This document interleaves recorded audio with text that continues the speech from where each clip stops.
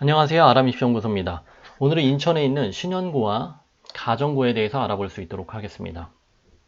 신현고부터 보겠습니다. 신현고는 10반 중에 2반을 제2외국어 과정으로 운영을 하고 있고요. 제2외국어 중에 이제 중국어하고 일본어 한 반씩이죠. 그리고 꿈들의 공동교육 과정으로는 프랑스어, 스페인어, 독일어 세 과목을 개설해서 운영을 합니다. 그래서 어문 계열로 가려고 하는 학생들에게는 신현고등학교는 여러 가지 장점이 있겠죠.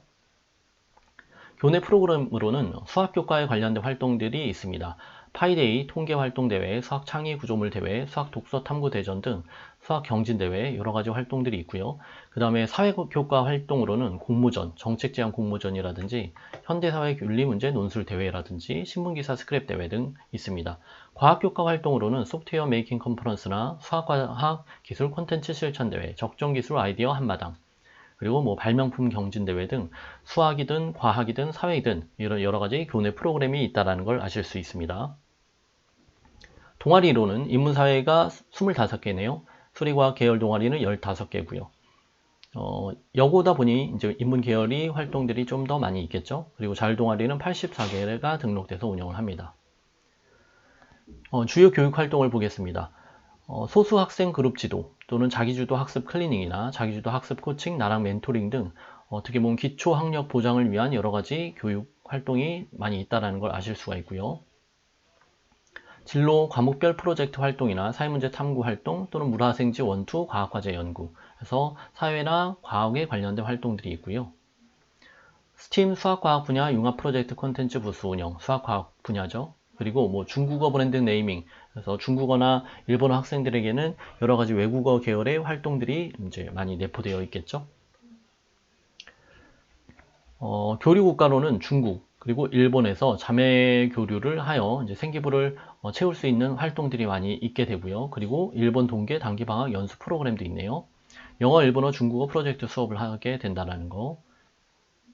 사회과학 계열의 진로 활동으로는 시사토론, 역사, 경제, 체이즈 메이커스 동아리 활동이나 뭐 경제 경영 계열 지원 활동, 미디어 계열 지원 활동, 글로벌 계열 지원 활동, 마을 연계 접경 프로젝트 여러 가지 활동들이 있다는 걸 알 수 있고요. 대학 진학률을 보겠습니다.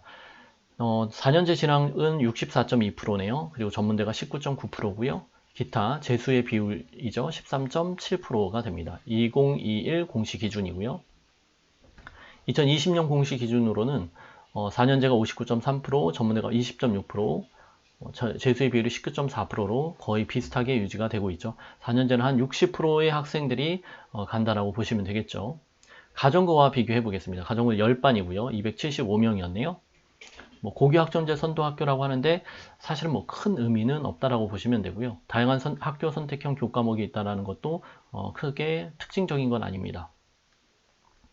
교내 프로그램으로는 뭐 인문학 서평 공모전, 그러니까 독서에 관련된 활동이죠. 그리고 스팀 융합 축전, 융합 과학 대회나 과학 토론 대회, 수학 UCC, 통계 포스터 대회, 과학 수학 체험 등의 5종목을 운영한다라고 되어 있고요. 수리과학 진로 주제 탐구 프로젝트, 프레젠테이션, 수리과학 진로 페임랩 페스티벌, 수학, 과학에 관련된 활동들이 좀 많이 있죠. 수리과학 진로 디자인 띵킹 성장 프로젝트.